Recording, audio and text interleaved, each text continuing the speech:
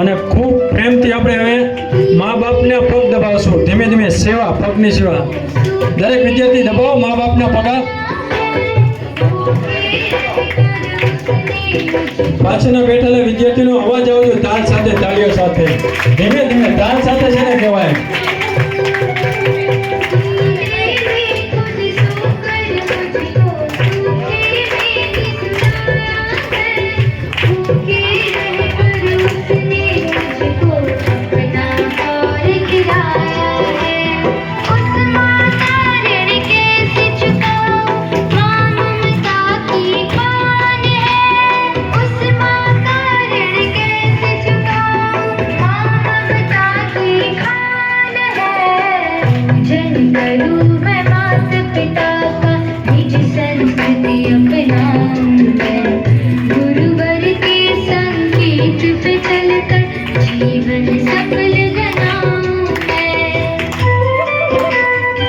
તાળીઓ કેમ બજે? અવાજ તાળીમાં આવતો નથી.